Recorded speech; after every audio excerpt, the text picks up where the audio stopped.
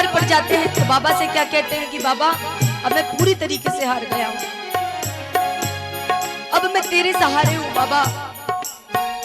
तो मैं उम्मीद करती हूं कि इस द्वार पर आने के बाद मुझे कहीं और ना जाना पड़ जाए बाबा, और अगर और कहीं जाना पड़ जाए बाबा तो तेरा होना कलयुग में बेकार है, क्योंकि बाबा मेरा क्या है, हारे का सहारा। कि छोड़कर खाक जमाने की, कि आप ठुकराओगे प्यारे तो और कहां हम जाएंगे, कि आप ठुकराओगे प्यारे तो और कहां हम जाएंगे, और छान कर खाक जमाने की प्यारे लौट यही फिर आएंगे। क्या तेरे कारण सब जग छोड़ा, तुम संग नाता जोड़ा, तेरे कारण सब जग छोड़ा, सब संग नाता जोड़ा। तेरे कारण सब जग छोड़ा, तुम संग नाता जोड़ा। तेरे कारण सब जग छोड़ा, तुम संग नाता जोड़ा। अब बाबा सबर की सीमा यहीं खत्म हो गई।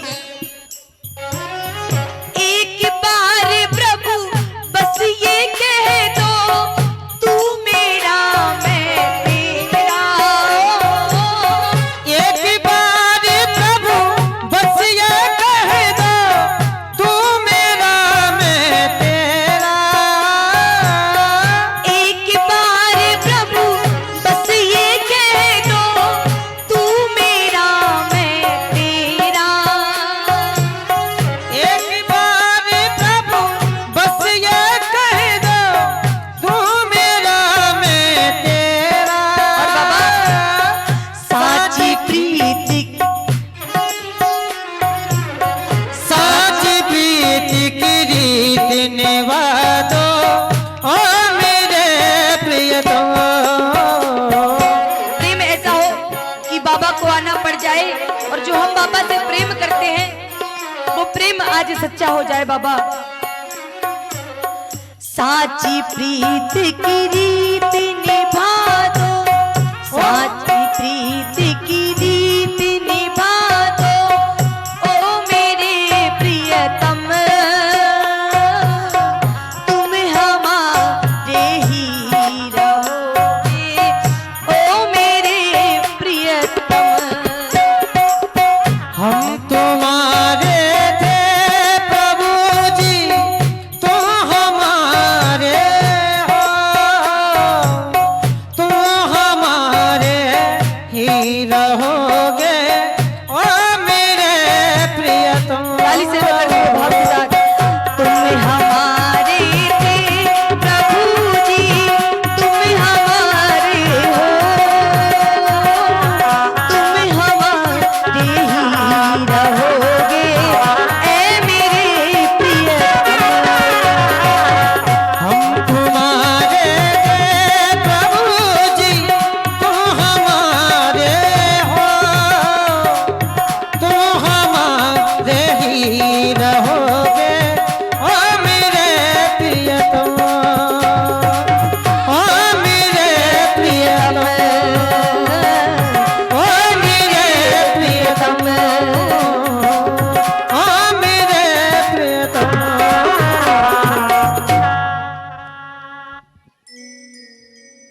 हम तुम्हारे ही रहेंगे, ऐ मेरे प्रियतम।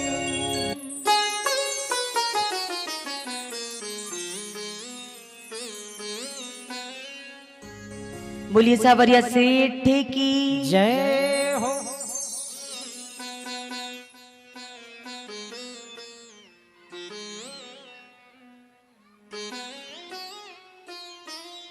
बोलिए एक बार प्रेम से राधे।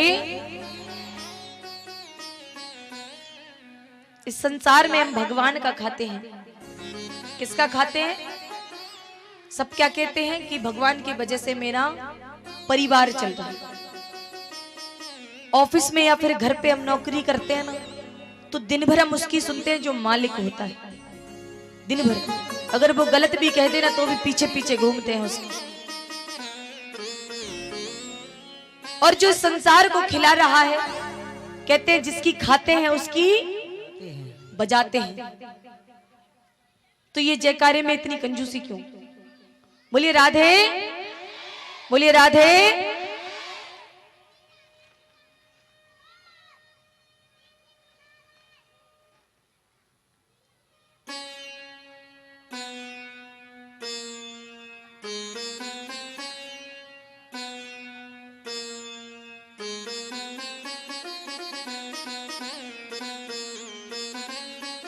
आइए महाराज, अब चलते हैं। जो माँ दुती थी, उनके कितने पुत्र हुए थे? 2। बहुत सुंदर, जय हो मैया। धन्य है ऐसे माँ बाप, सत सत प्रणाम है उनको जिनकी ऐसी बेटियां हैं।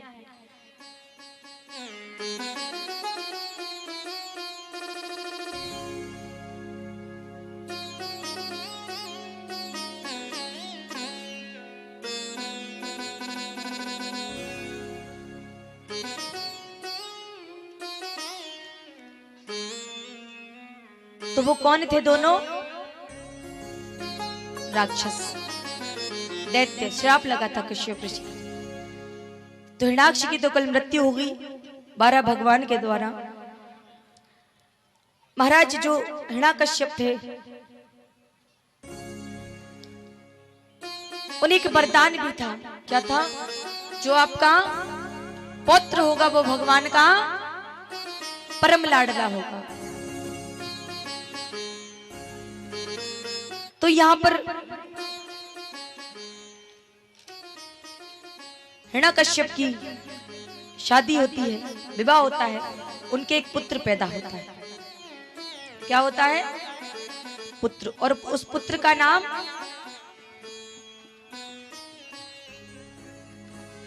प्रहलाद। उनके पुत्र का नाम प्रहलाद रखा जाता है।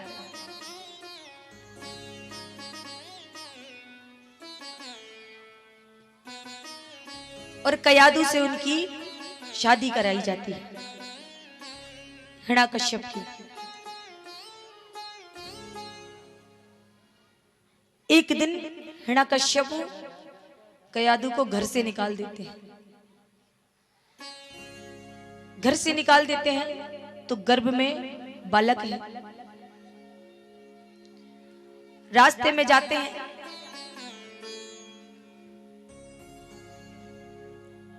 नारद जी मिलते हैं। नारद जी मिलते हैं तो कहते हैं, अरे रास्ते में कहां भटकती? उन्हें अपने आश्रम ले जाते हैं। अब जब ऋषि मुनियों के आश्रम में जाएंगे तो बचपन से क्या सीखते हैं लोग? भक्ति, भजन, पूजा पाठ। अब जो शुरू से ही गर्भ से ही भगवान का भजन करे, स्मरण करे, वो भगवान का परम लाडला नहीं होगा तो क्या होगा? अब महाराज हिरण्याकश्यप कयादू को घर ले आते हैं। बालक होता है, बालक का नाम प्रहलाद रखता है। अब दैत्य के बालक है तो दैत्य शिक्षा ही ग्रहण कराएंगे। अगर संतों के बालक होते तो संत पूजा पाठ, शास्त्र, वेद इत्यादि शिक्षा। अब यहां पर गुरु शुक्राचार्य के आश्रम भेजते हैं प्रहलाद को।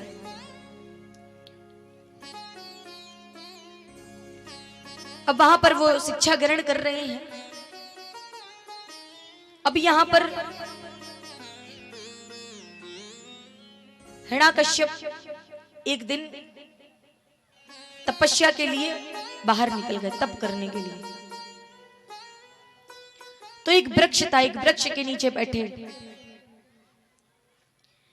एक वृक्ष के नीचे जैसे ही बैठते हैं और उस डाल पर एक तोता आकर बैठ जाता है। कौन आकर? तोता आकर। और तोता आकर जैसे ही बैठ जाता है तो उसके मुख से निकलता है नारायण नारायण। क्या निकलता है? ये जो मैया है ना ये तो बोले ही ना, यारी मैया मुख तो खोलो, या तन को क्या करूं मैया, घर ले जाओ, पड़ोसी के घर धरे, पड़ोसी के घर धरे को ना धरे तो या तन को सदुपयोग करे मैया, या जो तन है ना पड़ोसी के घर ना जाए, सीधा ऊपर जाए।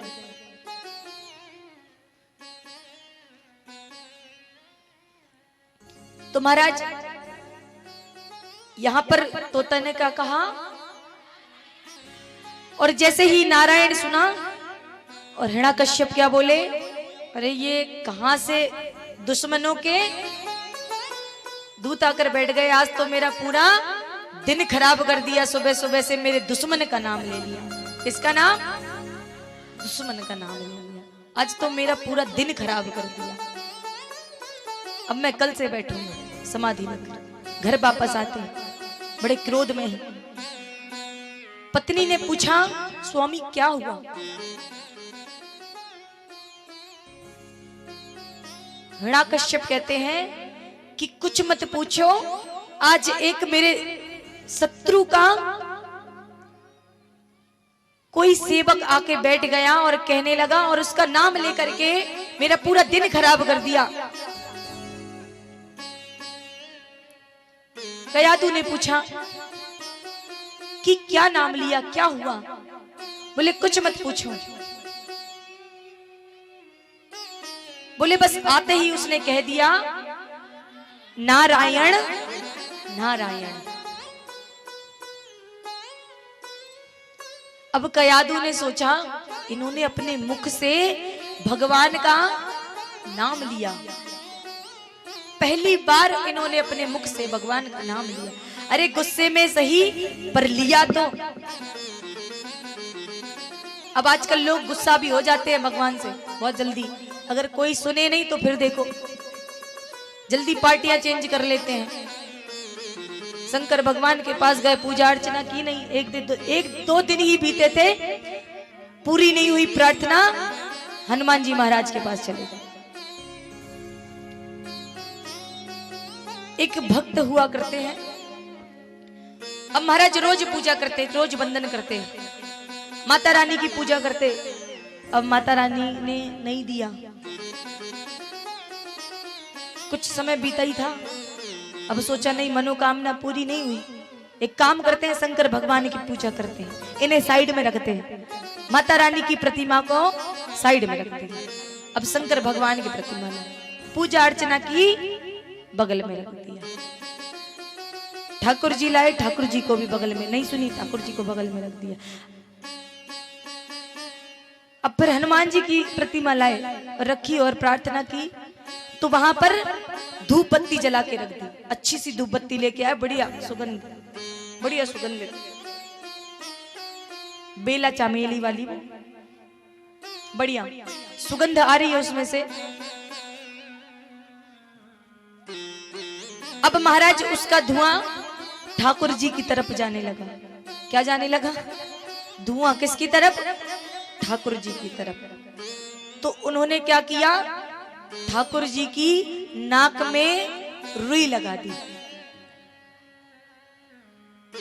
बोले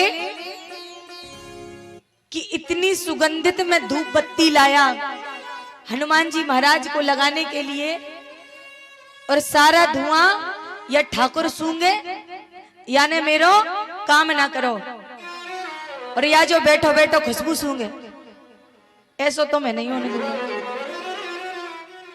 या को तो मैं बिल्कुल भी नहीं खुशबू सूंघने दो।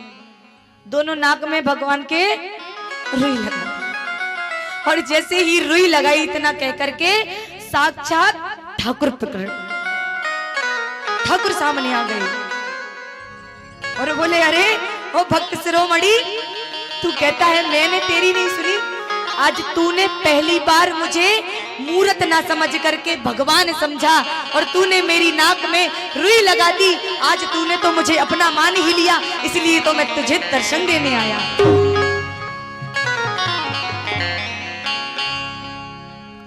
तो प्यारे ऐसा नहीं करना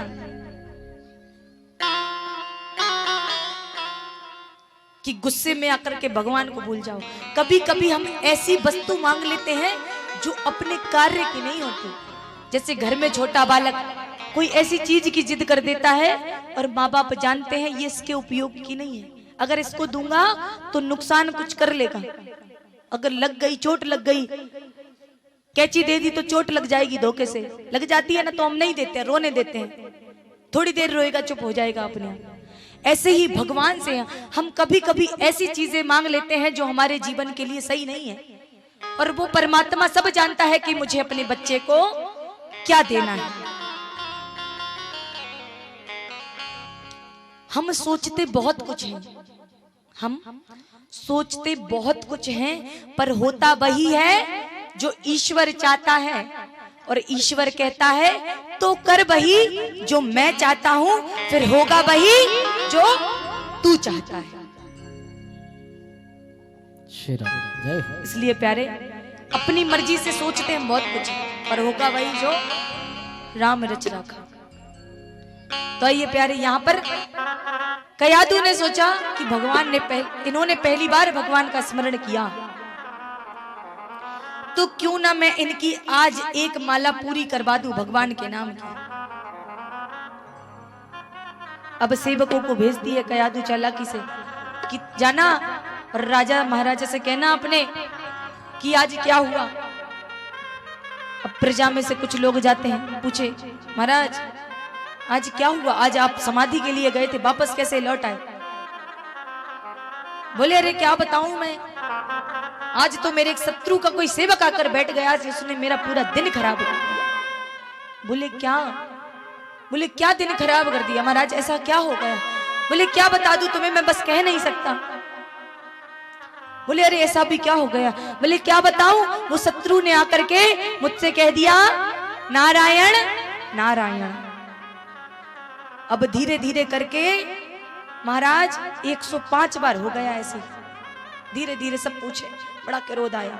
अब रात्रि का समय था, भोजन कर रहे मैया, बच्चों से भी पूछवाया तो बच्चों ने भी पूछ पाछ लिया, थोड़ा सा क्रोधित हुए लेकिन नाम ले लिया। तो कुल पूरे कितने हो गए 105। अब बचे कितने 3। अब वो कैसे, अब पत्नियां ज्यादा पूछे तो क्रोध को भी डरती हैं, क्योंकि एकदम से टूट पड़े तो बादल है, कब गरज जाए कब बरस जाए। अब रात्रि का समय, भोजन करके शयन के लिए तैयार ही थे कि छोटे बालक को भेज दिया कि जाओ बाबा से पूछो कि आज क्या हुआ। छोटा बालक जाता है दौड़ते दौड़ते कि बाबा आज आप तपस्या के लिए बन गए थे, अचानक से कैसे लौटा। हिरण्यकश्यप को इतनी तेज क्रोधित आता है और कहते हैं कि ये तू क्या पूछ रहा है, मैं दिन भर से कह रहा हूं, दिन भर से मुझे परेशान कर रहे हो आप लोग, मैं बता रहा हूं कि आज मेरा पूरा दिन खराब कर दिया एक शत्रु ने आकर के। बोले बाबा ऐसी क्या बात हो गई। बोले मैं दिन भर से सबको समझा रहा हूं कि एक शत्रु ने आकर के मुझसे क्या कह दिया, नारायण नारायण और नारायण। बोले नारायण भगवान की। अब कितनी बार हो गया 108 बार, यानी कि एक माला तैयार। दिन में हम माला करते हैं, कितने मोती होते हैं 108 एक माला में, मन का 108। माला तो एक साधन है प्रभु तक पहुंचाने का। नाम ले सकते हो तो ऐसे भी नाम ले सकते हो, बस नाम लेने की देरी है। माला एक साधन है, जैसे हम टैक्सी में बैठकर विश्वास करते हैं ड्राइवर पर कि वो मुझे सही रास्ते पर पहुंचा देगा, ऐसे ही माला का मन का मुझे याद दिलाता है कि मुझे प्रभु तक जरूर ले जाएगा। तो यहाँ पर प्रहलाद की शिक्षा चल रही है। हिरण्यकश्यप एक दिन अपने पुत्र को बुलवाते हैं राजमहल और उससे पूछते हैं कि कैसी शिक्षा चल रही है।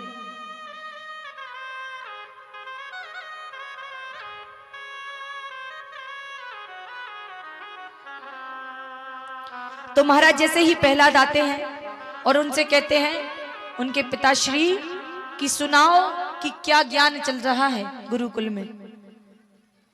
तो प्रहलाद कहते हैं आते ही साथ शुरू हो जाते हैं।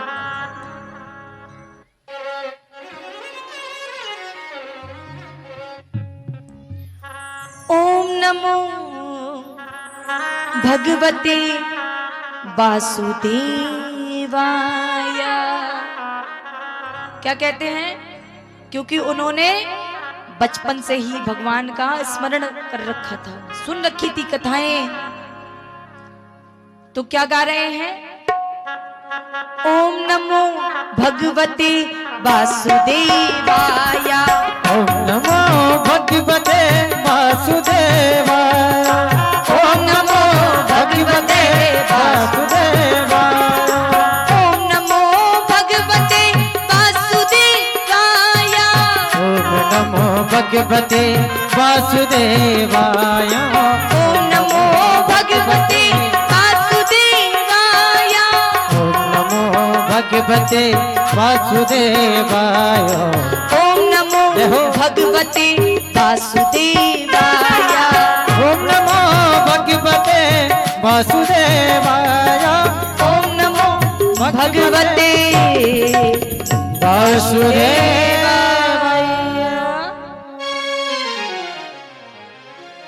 अब जैसे ही हिरण्यकश्यप ने सुना बड़ा क्रोध आया कि ये तो मेरे शत्रु का नाम जप रहा है।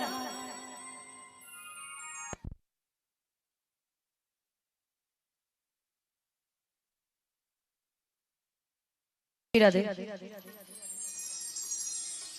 बोलिए, राधे बोलिए, राधे।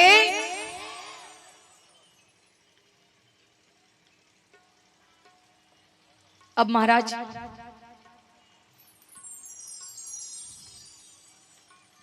यहां पर बड़ा क्रोध आता है। हिरण्यकश्यप बड़े क्रोध के साथ कहते हैं कि ये तो मेरे शत्रु का नाम जप रहा है।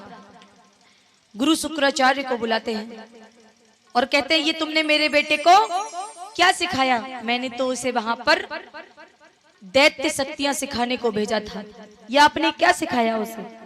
बहुत क्रोधित होते हैं, दोबारा भेजते हैं, दोबारा भेजते हैं तो वहां पर गुरुकुल में है प्रहलाद और एक दिन यही मंत्र का जाप कर रहे हैं। क्या गुरुकुल में भी सिखाए सिखाए नहीं सीख रहे हैं। यहाँ शुक्राचार्य कहते हैं मैंने तो उसे दैत्य शिक्षा सिखाने की बहुत कोशिश की, पर ये जब से आया है तब से शत्रु का ही नाम जपता है। तो गुरुकुल में पहुंचते हैं तो वहां पर भी फिर से यही जपते हैं। क्या?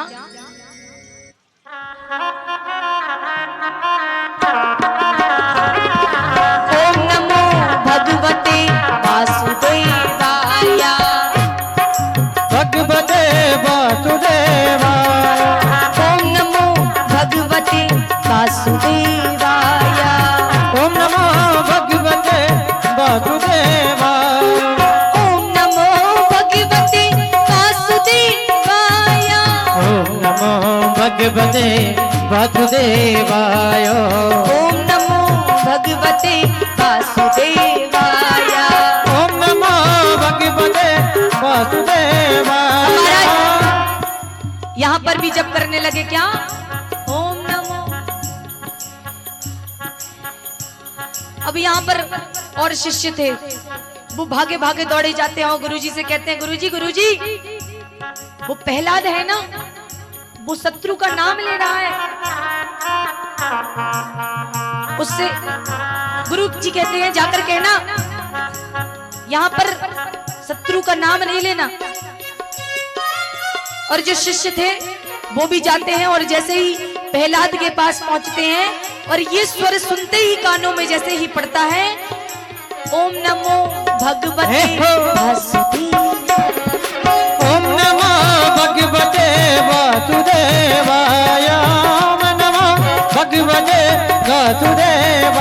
महाराज जैसे ही कानों में सुना शिष्यों ने, इतना मीठा लग रहा था ये स्वर, इतना मीठा, प्रहलाद के मुखार बिंद से। और शिष्यों ने, किसी शिष्य ने ढोलक उठाई, किसी शिष्य ने हारमोनियम, किसी ने मंजीरे उठा करके ऐसे मगन हो गए, ऐसे लीन हो गए कि वो स्वयं भी नाचने लगे और कहने लगे क्या? ओम नमो भगवती वासुदेवाय।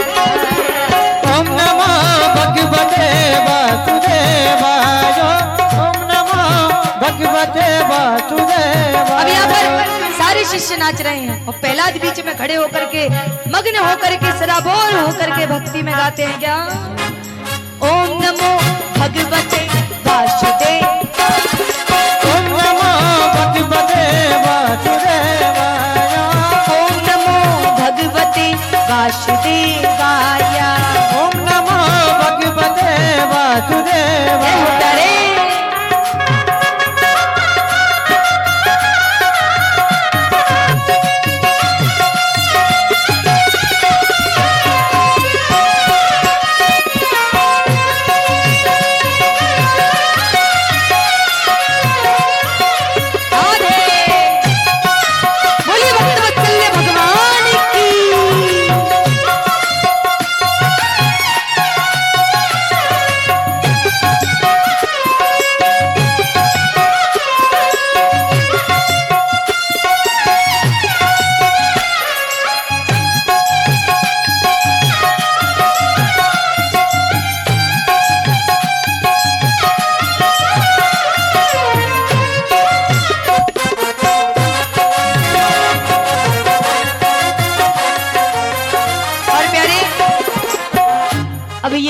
ये आवाज गुरुजी तक पहुंचती है। गुरुजी क्रोधित होकर चले आ रहे हैं वहां से, सामने से।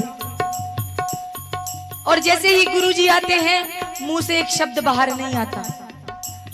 क्यों आएगा? जैसे ही मुंह से शब्द बाहर आता, उससे पहले जो मीठा मीठा स्वर था वो कानों में ऐसा घुल गया, ऐसा घुल गया कि गुरु शुक्राचार्य भी नाच उठे और गाने लगे क्या? ओम नमो भगवते वासुदेवाय। ओम नमो भगवते वासुदेवाय। गुरु शुक्राचार्य नमो भगवते वासुदेवाय। गुरु शुक्राचार्य सबके साथ नृत्य करने लगे और भूल गए कि ये बालक है, इनको क्या शिक्षा देनी है। सब भूल गए और अपना तन मन सुध बुध सब भूल कर सब नाचते हैं क्या? ओम नमो भगवते वासुदेवाय। ओम नमो भगवते वासुदेवाय। ओम नमो भगवते वासुदेवाय। ओम नमो भगवते वासुदेवाय। ओम नमो भगवते वासुदेवाय। ओम नमो भगवते वासुदेवाय। ओम नमो भगवते वासुदेवाय। सभी मंत्र का उच्चारण करें, सभी इस मंत्र का उच्चारण करें, क्योंकि ये महामंत्र है। ओम नमो भगवते वासुदेवाय। ओम नमो भगवते वासुदेवाय। ओम नमो भगवते वासुदेवाय। ओम नमो भगवते वासुदेवाय। ओम नमो भगवते वासुदेवाय। ओम नमो भगवते वासुदेवाय।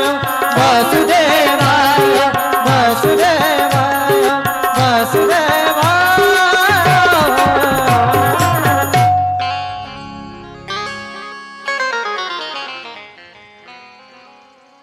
ओम नमो भगवते वासुदेवाय।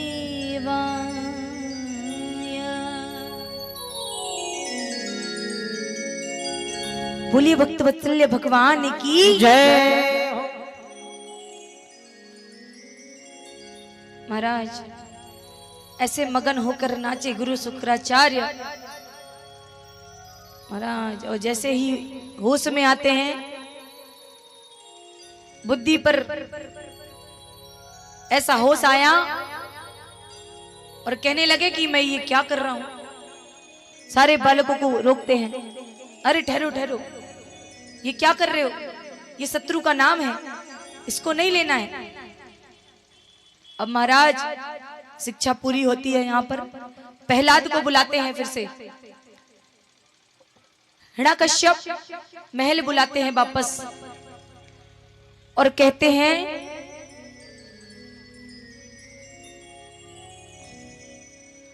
कि इस बार बताओ क्या सीखा। और जैसे ही महल में प्रवेश किया और फिर वही गाने लगते, ओम नमो भगवते वासुदेवाय। यही सुर रहता है उनका। बड़ा क्रोध आया इस बार तो, और प्रहलाद को ऐसे धक्का दे दिया, ऐसे धक्का दिया प्रहलाद को कि मानो कोई दूसरा हो। इतनी जोर से दिया धक्का कि दूर जाकर प्रहलाद गिरे।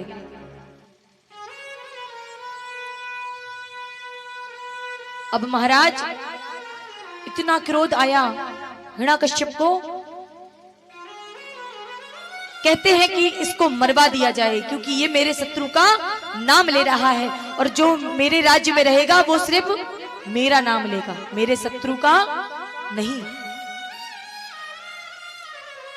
अब महाराज हाथियों के नीचे डलवाया जाता है, तब भी वो यही गाते हैं, ओम नमो भगवते वासुदेवाय।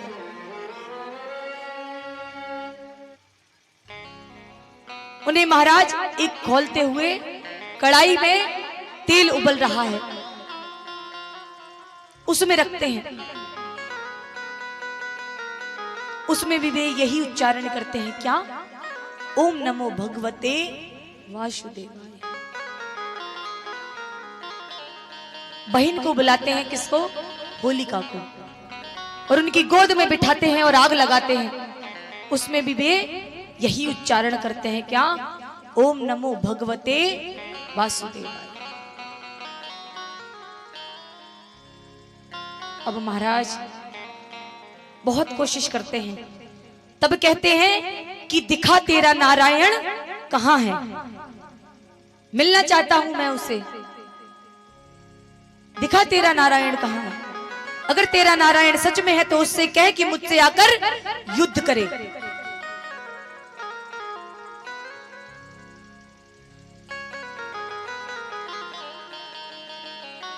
अब प्रहलाद अश्रुधारा बहाने लगे, इतना मारा कि खून से लथपथ हो गए प्रहलाद। वहां पर एक खम्मा था और उसे देखकर कहने लगे, प्रभु मेरे नारायण इसमें है। बोले, अरे मूर्ख बालक, ये तो मिट्टी का खम्मा है, तेरे नारायण कहां है। अगर तेरे नारायण सच में हैं तो उनसे जाकर कह कि पहले मुझसे युद्ध करे। और यहां खून में लथपथ प्रहलाद कहते हैं कि हे नाथ, हे परमपिता परमेश्वर, अब तू ही है जो मेरी लाज बचा सकता है। मैं तुझसे कुछ नहीं मांगता, बस मैं तुझसे इतना मांगता हूं कि मेरी भक्ति व्यर्थ न जाए। अगर तू नहीं आया तो तेरा और मेरा रिश्ता इस जग में झूठा माना जाएगा। कोई भी भक्त अपने भगवान पर कभी विश्वास नहीं कर पाएगा। हे ठाकुर, आज तुझे आकर दर्शन देने होंगे। यहां बिलखते प्रहलाद और अश्रु बहा रहे हैं निरंतर, और भगवान से प्रार्थना कर रहे हैं कि हे ठाकुर, आकर दर्शन दो, दर्शन दो। वहां लक्ष्मी मैया देखती हैं, इतनी करुणा भरी नेत्रों से एक बालक आपको पुकार रहा है, प्रभु जाकर उसकी सहायता करें।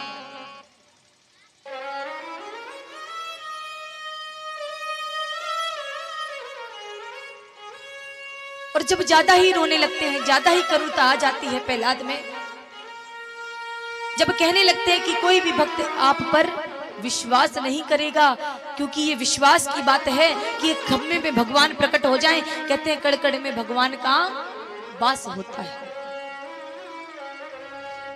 जहां सच्चे हृदय से भगवान को पुकारा जाए वहां भगवान जरूर आता है।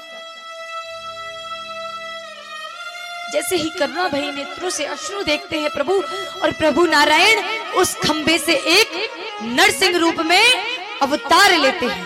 किस रूप में?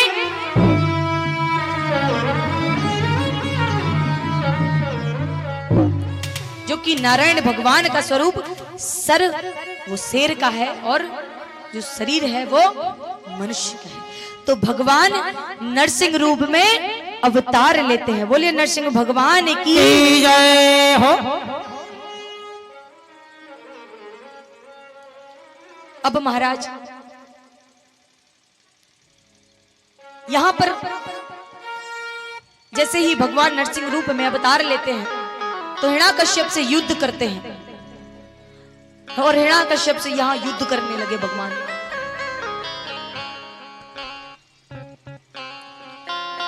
और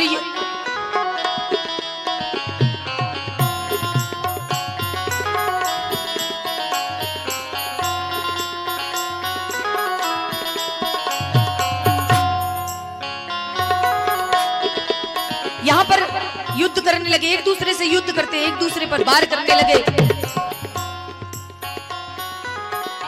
वो उन पर वार करते, वो उन पर वार करते।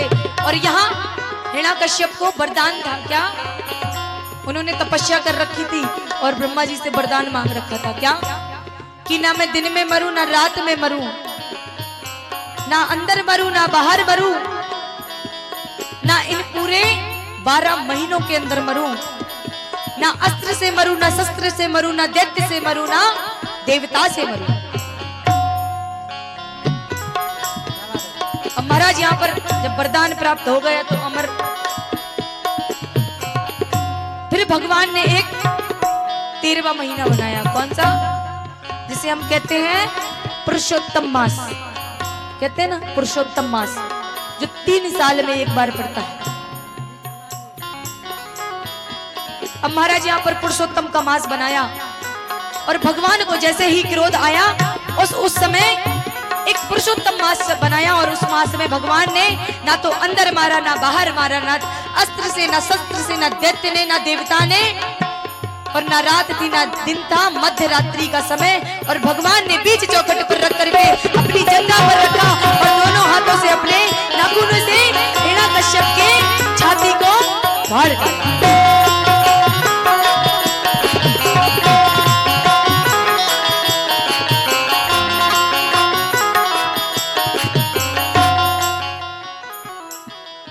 और भगवान ने हिरण्याकश्यप का वध कर दिया। बोलिए नरसिंह भगवान की जय हो। अब महाराज यहाँ पर मृत्यु हो गई हिरण्याकश्यप की, और जिस बाप की मृत्यु किसी बेटे के सामने हो जाए उस बेटे पर क्या बीतती है ये वो ही जानता है। पहला बिलख बिलख कर रोने लगे कि प्रभु बस कर दीजिए, बस करिए प्रभु। अश्रु निकल रहे हैं प्रहलाद की आंखों से, और भगवान हिरण्याकश्यप को वहीं छोड़ते। और भगवान जैसे जैसे प्रहलाद के अश्रु देखते हैं भगवान अपनी जीभ से चाटने लगते हैं। इतनी करुणा देख करके प्रहलाद की जीभ से चाटना शुरू करते हैं अश्रुओं को, और अपनी गोद में बिठाते हैं। कहते हैं प्रहलाद मैं तुम्हारी भक्ति से प्रसन्न हूं, बताओ तुम्हें क्या चाहिए।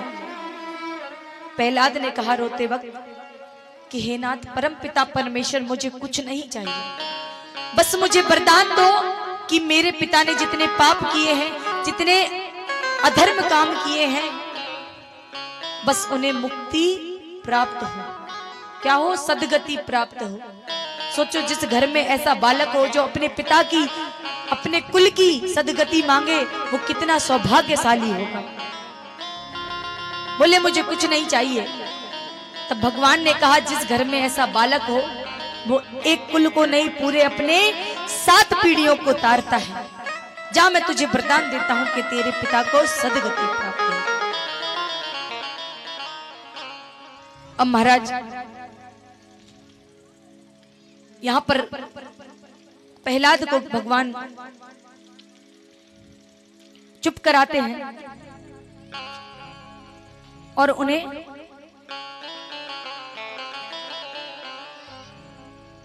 राजपाट सौंपते हैं। अब आइए आगे की कथा में प्रवेश करते हैं। बोलिए राधे, बोलिए राधे राधे राधे। आइए महाराज, यहाँ पर श्री परीक्षित जी महाराज प्रश्न करते हैं श्री सुखदेव जी महाराज से कि कोई ऐसा प्रसंग मुझे सुनाइए जिसने पशु रूप में भगवान के दर्शन किए हो। किस रूप में? पशु रूप में। आइए उपाख्यान सुनते हैं श्री सुखदेव जी महाराज के मुखारबिंद से।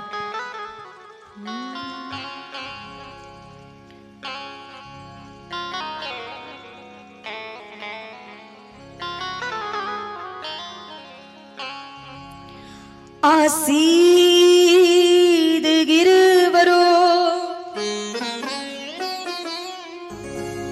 राजम स्त्रीकूट इति विशुतः छुरो दीनाव्रतः श्रीमान्योजनायुधमुच्छितः। कि भगवान, हे महाराज, मुझे आप वो उपाख्यान सुनाएं जिसमें एक पशु ने भगवान के दर्शन किए हों। अब यहाँ पर एक त्रिकुट पर्वत है जहां पर एक क्षीर सागर बहता है और उस समुद्र के पास एक हाथियों का समूह रहता है। क्या रहता है? हाथियों का। देखिए, श्रीमद् भागवत का मतलब है समझ में आना चाहिए, चाहे वो मैं प्रसंग कह के कहूं या फिर कहानी कहकर कहूं, समझ में आना चाहिए, जीवन में उतर जाना चाहिए। बस इतना सरल होना चाहिए कि व्यक्ति को उसकी भाषा में समझाया जाए। अब महाराज, यहाँ पर हाथियों का समूह है। एक दिन स्नान करने के लिए अपने पूरे परिवार के साथ स्नान करने के लिए समुद्र पे जाते हैं। बच्चे हैं, पत्नी है, जाते हैं समुद्र पर, स्नान करते हैं। एक दूसरे की सूंड में पानी भर करके एक दूसरे पर क्रीड़ा कर रहे हैं, यानी कि खेल रहे हैं। बालक क्रीड़ा करते करते हाथी का पैर, और उस हाथी का नाम है गजेंद्र, और एकदम सफेद हाथी है। तो महाराज पैर समुद्र में चला जाता है और उस समुद्र में एक मगरमच्छ रहता है, उसका नाम है ग्रह। यहां गजेंद्र और ग्रह का मतलब है, गजेंद्र मतलब है जीवन और ग्रह का मतलब है प्राण। क्या है? प्राण, जो कि कभी भी आ सकते हैं। तो महाराज यहाँ पर जैसे ही पैर को ग्रह ने पकड़े गजेंद्र के और अपनी तरफ को खींच कर ले जाने लगा, और उसे लगा कि नहाते वक्त होता होगा कि कुछ लिपट गया होगा पैर से, तो मैं पैर छुड़ाने की कोशिश करता हूं। पर जैसे ही पैर छुड़ाने की कोशिश करता है, पैर नहीं छूटता प्यारे, और ग्रह अपनी तरफ को खींचे और गजेंद्र अपनी तरफ को पैर खींचे। दोनों में बड़ी जोरदार ताकत लगने लगी और अंदर डूबने लगे। जैसे ही पैर डूबने लगे, वैसे ही गजेंद्र ने अपनी पत्नी को आवाज दी कि हे प्रिय प्राण, मेरी पत्नी, धर्म पत्नी, आकर मुझे आकर बचाओ, मेरी मदद करो, मेरी सहायता करो। पत्नी कवे, जय हो महाराज। अगर मैं तुम्हें बताऊं तो अगर मैं आपको आकर बचाती हूं, अगर मानो ग्रह ने आपके पैर छोड़कर मेरे पैर पकड़ लिए तो मेरे प्राण चले जाएंगे। इसलिए महाराज आप ही जाओ, फिर मेरे परिवार को, बालक बच्चों को कौन देखेगा? सोचो, अपने साथ छोड़ते हैं महाराज मुसीबत में। अब पत्नी नहीं सुनती तो दोबारा पुकारते हैं अपने बच्चों को। एक बच्चों से ही आसरा होता है अंत समय में कि बच्चे तो सहारा देंगे, कोई दे या ना दे, पर बच्चे जरूर सहारा देंगे प्यारे। फिर जैसे ही ग्रह अपनी तरफ खींचता है तो फिर चिल्लाते हैं, क्या?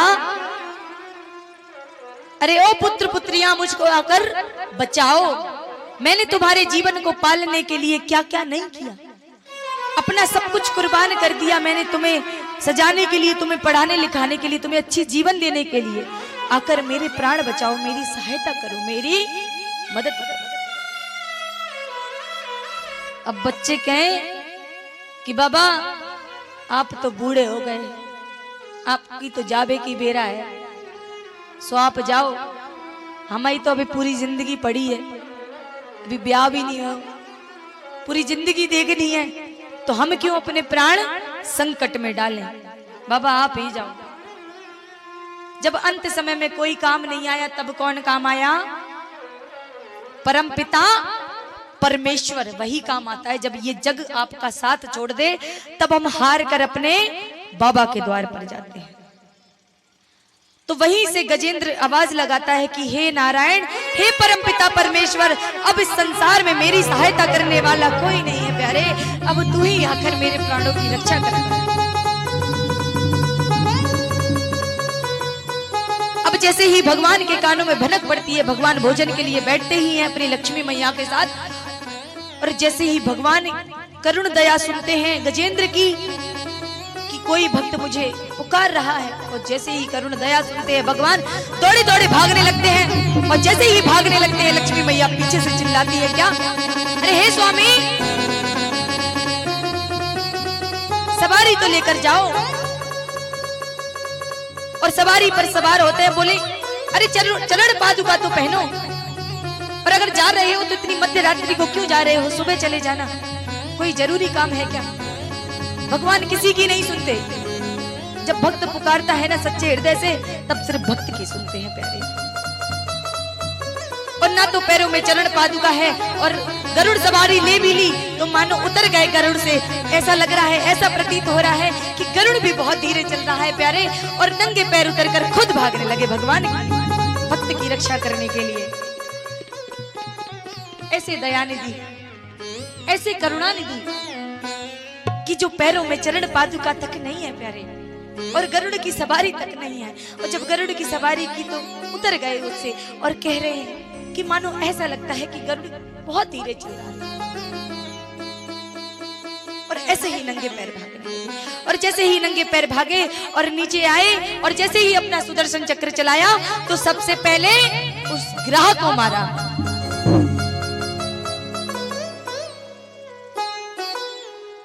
उस गिरह को मार करके वो बैकुंठ धाम चला गया, और फिर यहाँ पर गजेंद्र के जो प्राण थे वो भी बैकुंठ ले गए भगवान।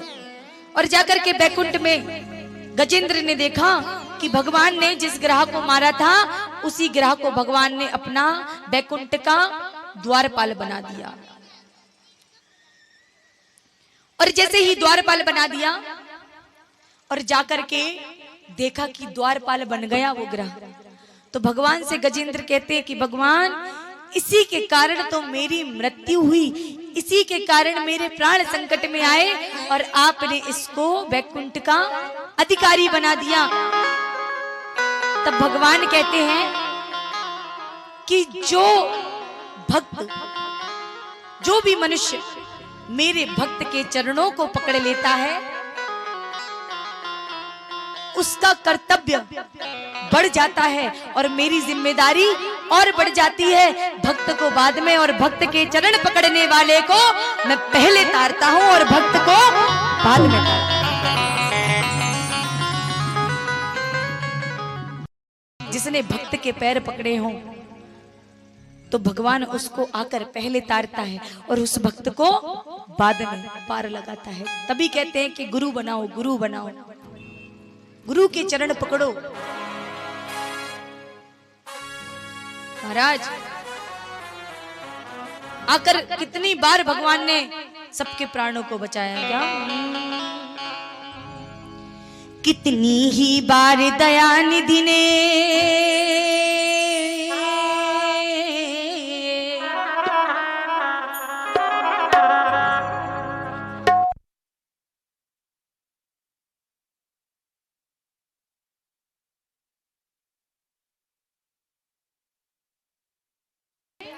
देखिए, जो मैयाएं जा रही हैं वे चली जाएं, क्योंकि बीच कथा में से या फिर बीच भजन से, बीच सत्संग से जो जाता है उसे पाप लगता है, क्योंकि भगवान कहीं पर भी विराजमान हो सकते हैं।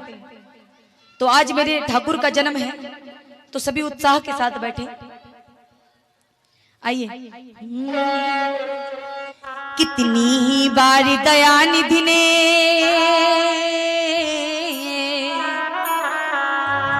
कितनी ही बार दयानिधि ने संसार को आके उबार दिया। करो हरि दर्शन, करो हरि दर्शन, करो हरि दर्शन, करो हरि दर्शन, करो हरि दर्शन, करो हरि दर्शन। जब जब धरती पर धर्म घटा,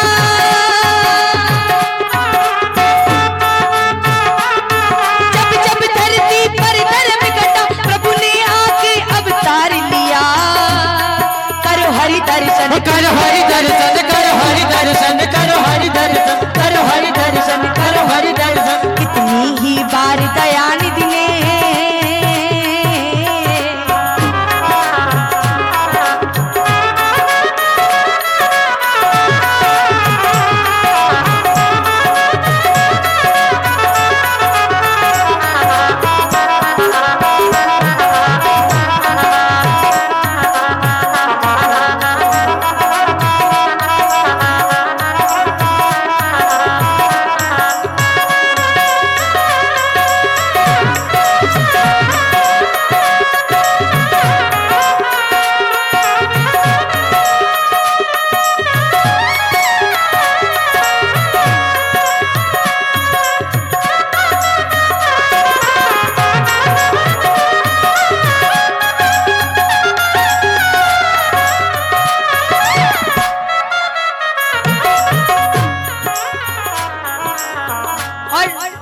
जब हरि को पुकारा तो सबसे पहले भक्त के भक्त को तारा। तो क्या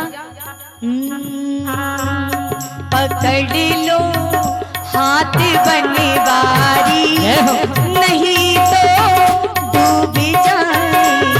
पकड़ लो हाथ गिरधारी, नहीं तो छूट जाएगा। हमारा कुछ ना बिगड़ेगा, तुम्हारी लाज जाएगी।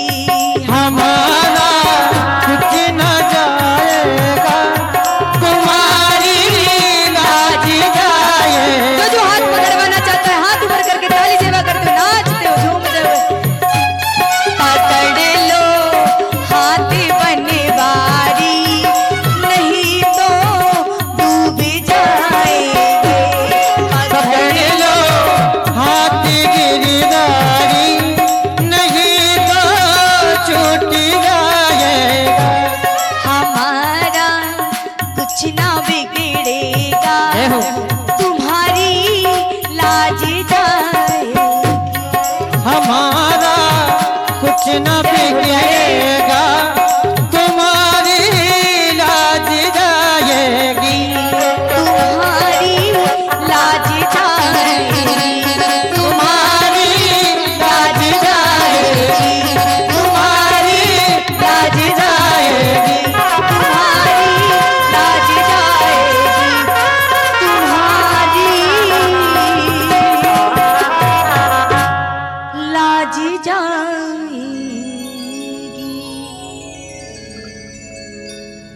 बोलिए भक्त वत्सल्य भगवान की। जय। आइए महाराज। महाराज थोड़ा सा शांति का परिचय बनाए रखें। कुछ समय की बात है, उत्सव शुरू होने वाला है, बस उसी की ओर चल रहे हैं, तो थोड़ा महाराज धैर्य बनाए रखें। अब यहाँ पर श्री परीक्षित जी महाराज श्री सुखदेव जी मुनि महाराज से प्रश्न करते हैं कि मुझे समुद्र मंथन की कथा सुनाई। तो महाराज यहाँ पर समुद्र मंथन जो हुआ उसकी कथा सुनते हैं हम। महाराज एक बार इंद्रदेव रास्ते से जा रहे थे। कौन? इंद्रदेव महाराज। और महाराज रास्ते में हाथी पर सवार हैं। महाराज रास्ते में जा रहे हैं और वहां पर उन्हें गुजरते समय एक ऋषि मिलते हैं। वो ऋषि इंद्र के गले में माला डालते हैं और माला डालते हैं और वहां से निकल जाते हैं। अब इंद्रदेव आगे जा रहे हैं और ऋषि इस तरफ को चले गए और इस तरफ जाते हैं तो वो माला गिर जाती है, और वो माला गिर जाती है तो वो हाथी के पैर के नीचे कुचल जाती है, टूट जाती है। अब वो माला टूट गई तो महाराज जब ऋषि वापस लौटे उसी मार्ग से, तो रास्ते में देखा जो माला इंद्र को पहनाई थी वो माला बिखरी हुई रास्ते में पड़ी है। ऋषि को गुस्सा आता है और श्राप देते हैं वहीं से कि इंद्र से 3 लोक 14 भवन छीन लिया जाए। कितने? 3 लोक 14 भवन छीन लिए जाए।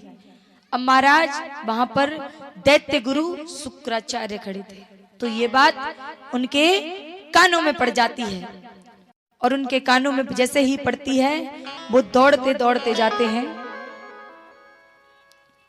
और इंद्र पर आक्रमण करते हैं, क्योंकि ये बात 3 लोक 14 भवन जिससे छीन लिए जाए, क्योंकि उन्हें तो श्राप लग गया। और भागते भागते जाते हैं और इंद्रलोक पर आक्रमण करते हैं। इंद्रलोक पर आक्रमण करते हैं। आक्रमण करने के बाद 3 लोक 14 भवन इंद्र से छीन लेते हैं।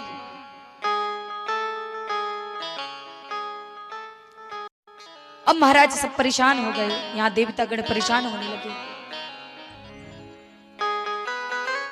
अब सब परेशान होने लगे तो महाराज सब विष्णु भगवान के पास गए, नारायण भगवान के पास जाते हैं और कहते हैं भगवान हे परमपिता परमेश्वर, अब आप ही मेरे 3 लोक और 14 भुवन वापस कराइए।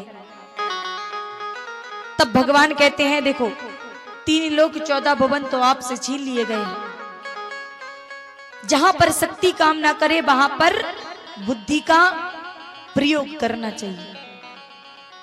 हर जगह शक्ति काम नहीं आती। कहते हैं श्रेष्ठ होना अच्छी बात है, पर सर्वश्रेष्ठ होना बहुत गलत बात है। तो महाराज जहां शक्ति काम ना आए वहां बुद्धि का प्रयोग कर लेना चाहिए। कहते हैं इसको इस्तेमाल करने के लिए दिया भगवान ने, अगर इसको इस्तेमाल नहीं करोगे तो फिर बेकार है भगवान का देना। कोई सुंदर वस्त्र पहन के घर से बाहर निकलो, पड़ोसन ने कह दिया अच्छे नहीं लगते, ठीक नहीं, तो तुरंत अपने आप में लगता है शायद हम कहीं से अच्छे नहीं लग रहे। तो महाराज दूसरों के हाथ में रिमोट कंट्रोल नहीं, खुद के हाथ में रखना है ये चीज, कि हमें खुद को और इसका इस्तेमाल करना है कि हमें क्या कार्य करना है, कैसे रहना है। अब यहाँ पर बुद्धि का प्रयोग करना है तो एक राजनीति बनाई कि जाकर देवताओं से कहा कि जाकर दैत्यों के साथ मित्रता कर लो। जाते हैं, मित्रता करते हैं।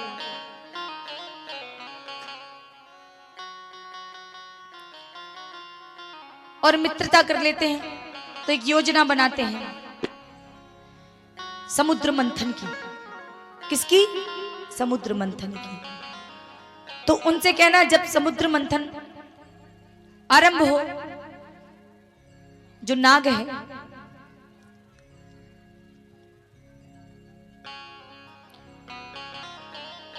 त्रिकोण पर्वत को लाया जाता है और समुद्र के बीचों बीच रखा जाता है।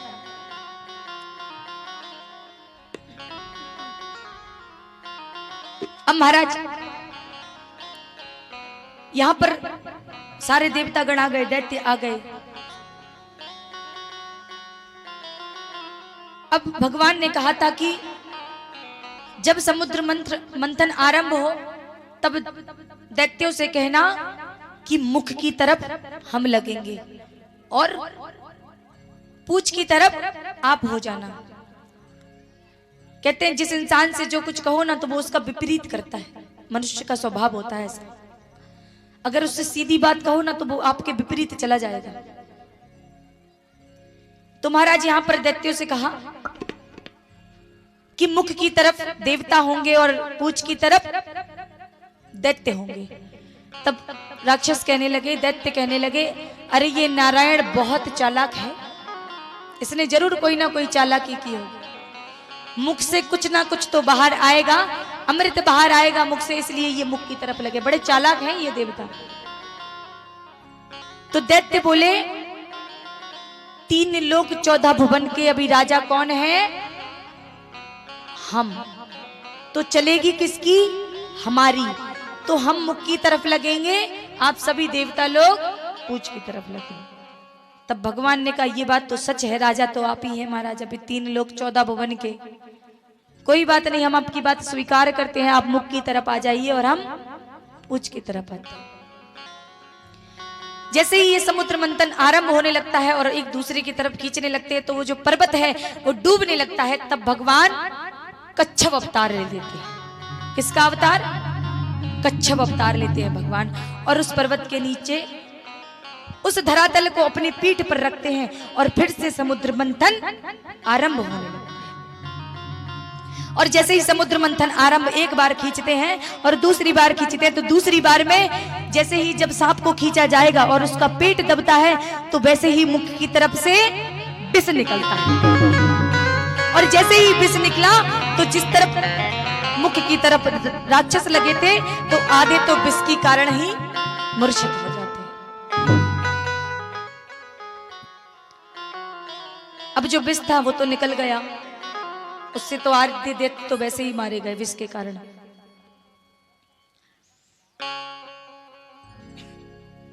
अब महाराज यहां पर फिर से युद्ध आरंभ होता है।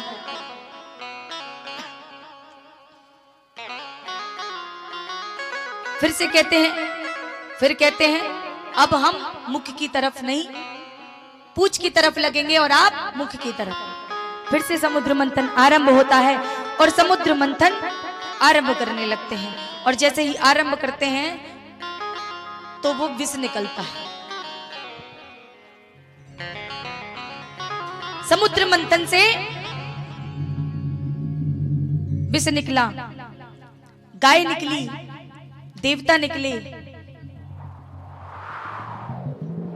और जो विष निकला समुद्र मंथन से,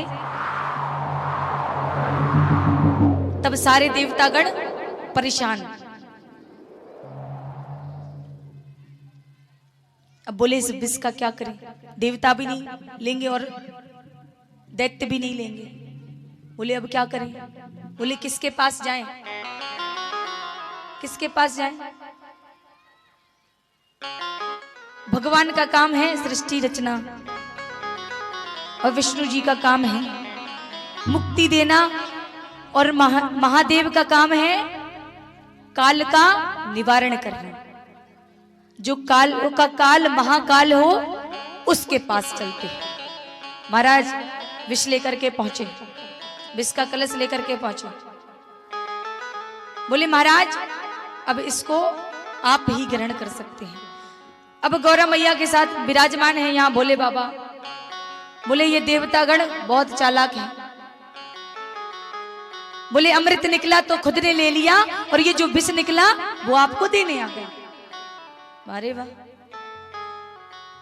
तो मैया ने कहा पत्नियां बड़ी चालाक होती हैं, मैयाएं बड़ी चतुराई से अपना घर चलाती हैं, चतुराई से अपने पति को बचा के रखती हैं। तो मैया ने कहा कुछ ना कुछ तो करना पड़ेगा। मैया ने कहा अच्छा एक बात बताओ प्रभु, आप मुझसे प्रेम करते हैं? बोले हाँ करते हैं। ये कोई पूछने की बात है? तुमसे तो बहुत प्रेम करते हैं, आप तो हमारे आधे अंग पर विराजमान हो और आप पूछती हो कि मैं आपसे प्रेम करता हूं। ये कोई पूछने की बात नहीं है, मैं आपसे अथाह प्रेम करता हूं। बोले मेरा स्थान कहां है? बोले मेरे हृदय में। बोले आपके हृदय में? अच्छा। बोले हाँ हृदय में। बोले अच्छा ये बताओ आप ये विष ग्रहण करोगे तो मुख में जाएगा, मुख से गले में जाएगा और गले से हृदय में प्रवेश करेगा, तो मेरी मृत्यु हो जाएगी, और जब मेरी मृत्यु हो जाएगी तो तुम्हें पत्नी हत्या का कलंक लग जाएगा। तभी भोले बाबा को कहा जाता है भोले बाबा, क्योंकि वो बहुत भोले हैं। बोले बात तो तुमने सही कही, बात तो तुम्हारी एकदम सही है। बोले एक काम करते हैं, हम कंठ से नीचे ही नहीं उतरने देंगे विष को, और भगवान विष को धारण करते हैं और विष को ग्रहण करते हैं, और महादेव हमारे कंठ से नीचे विष को उतरने नहीं देते हैं। और तब से भोले बाबा का नाम नीलकंठेश्वर पड़ गया। जय हो। बोलिए नीलकंठ भगवान की। अब महाराज यहाँ पर समुद्र मंथन आरंभ है, उससे कई देवता, गाय, किन्नर इत्यादि सभी बाहर आए और महाराज उसमें से एक अमृत का कलश भी निकला। क्या निकला? अमृत का कलश। और उसमें से लक्ष्मी मैया बाहर आई। कौन आई? लक्ष्मी मैया। अब महाराज लक्ष्मी मैया बाहर आई तो विवाह तो करेंगे किसी ना किसी के साथ। वरमाला लेकर के लक्ष्मी मैया प्रकट हुई तो दैत्य आगे लग गए। दैत्य ने सोचा अरे मुझे पसंद करेंगे। देवता पीछे लग गए और जो मेरे नारायण थे वो सबसे पीछे खड़े हैं, क्योंकि जो बुद्धिमान व्यक्ति होगा, जो अच्छा व्यक्ति होगा, उसकी एक ही निशानी होगी, वो सबसे अलग होगा, सबसे अलग, सबसे पीछे। उसे कोई मतलब नहीं है भीड़ भाड़, आगे बैठूं या पीछे बैठूं या बीच में या फिर सबसे लास्ट। ये गुणवान इंसान की पहचान है। तो महाराज मेरे नारायण पीछे खड़े हैं। तो जैसी लक्ष्मी मैया आई और दैत्यों को देखा, बोली बलशाली तो है, बलशाली तो बहुत है, पर रूप स्वरूप और दया नहीं है। अब आगे को बढ़ी तो देवताओं के मुख देखे, फिर देखा इनमें तो शक्ति भी है और दया भी है, पर प्रेम नहीं है। क्या नहीं है? प्रेम नहीं। थोड़ी और आगे को बढ़ती है तो हमारे श्री नारायण भगवान की तरफ देखती है और मुख को देख करके कहती हैं ये सुशील भी है, सहनशीलता भी है, धर्मनिष्ठा भी है और शक्तिशाली भी है और करुणामयी और प्रेममयी भी है। तो भगवान का विवाह लक्ष्मी मैया के साथ हो जाता है। बोली लक्ष्मी नारायण भगवान की जय। अब यहां पर जो अमृत का कलश है उसके लिए झगड़ा होने लगा। उसके लिए झगड़ा होने लगा तो महाराज थोड़ा सा और, थोड़ी देर और, मैया बोलिए राधे, बोलिए राधे, बोलिए राधे।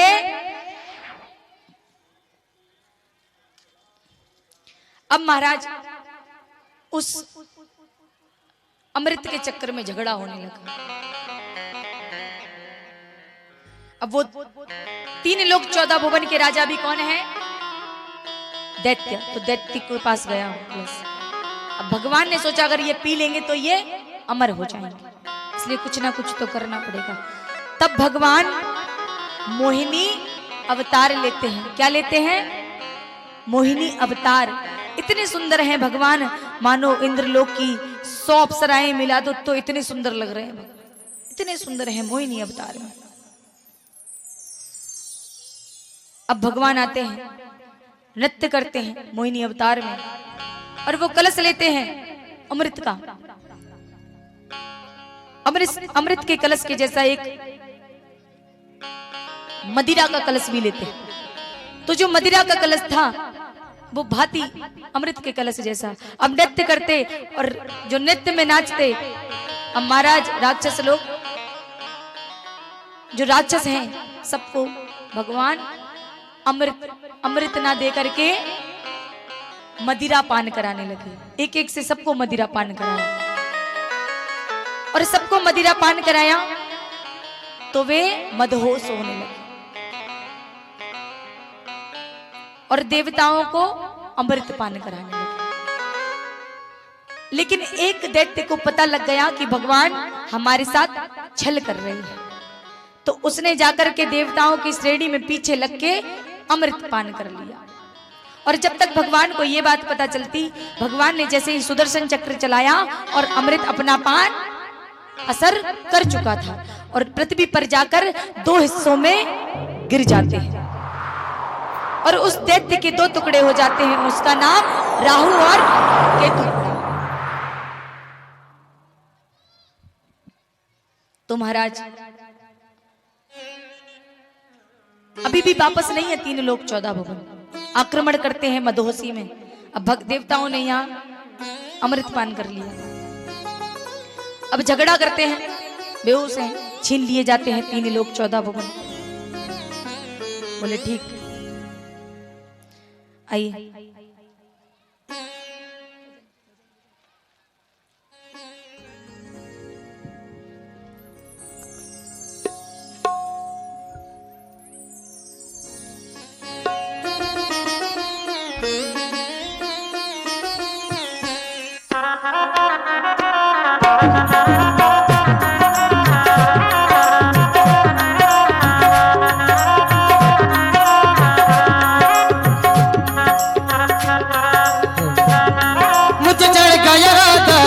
रंग मुझे चढ़ गया राधा रंग, मुझे चढ़ गया राधा रंग रंग, मुझे चढ़ गया राधा रंग, मुझे चढ़ गया राधा रंग रंग, मुझे चढ़ गया राधा रंग, मुझे चढ़ गया राधा रंग रंग, मुझे चढ़ गया राधा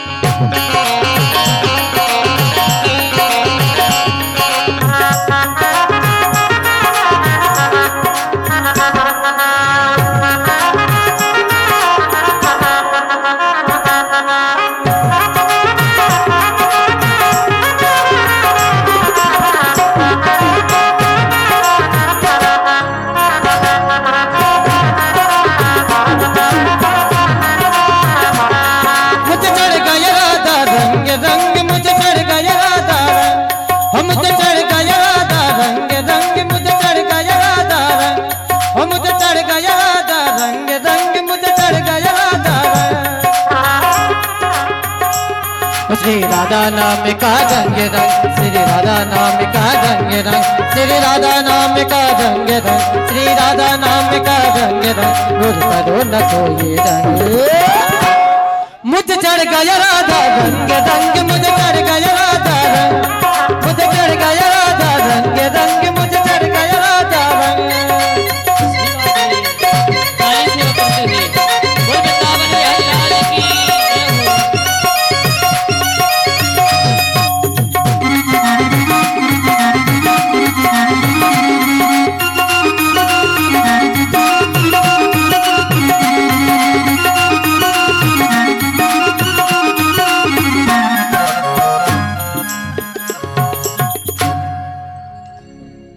बोलिए भक्तवत्सल्य भगवान की। अब महाराज यहां पर जो परीक्षित जी कथा सुन रहे थे, तो परीक्षित जी ने श्री सुखदेव जी महाराज से कहा, ये तो धोखा हुआ है। क्या हुआ? धोखे से ही तो ग्रहण किए ना, मदिरा पान कराया, नशे में शराब हो रहे, कोई लड़ने के योग्य भी नहीं है, ये तो छल हुआ। 3 लोग 14 भुवन ले लिए अपने। अब महाराज अब जो दैत्यों को पता लगा, होश में आए, तब क्या छोड़ देंगे? कोई शराबी हो, उसे सब पता चल जाए सुबह कि मेरे इसने पैसे चुराए थे रात, किसी ने देखकर बता दिया, तो चुप बैठ जाए, सुबह पैसे मांगने द्वार पर खड़ा हो। महाराज परीक्षित जी बोले, चुप बैठे क्या? बोले नहीं, चुप नहीं बैठे। फिर राक्षसों ने क्या किया? धर्म का कवच पहनना शुरू कर दिया, धर्म करने लगे। धर्म करते, दान करते, दान से बच जाते, किसी को खुशी देते, बहुत दान करते, फिर पाप करते, फिर दान करते।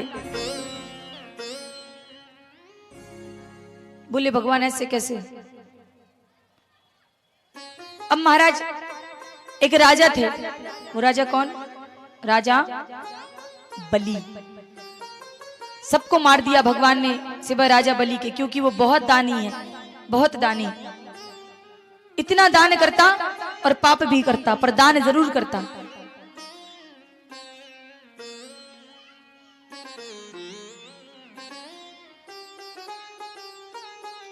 अब महाराज दान करता। अब पूर्व जन्म की बात करें इसकी, तो महाराज राजा बलि जो है वो पिछले जन्म में अपने एक डकैत थे। क्या थे? डकैत। क्या थे? डकैत। तो खूब चोरी किया करते थे।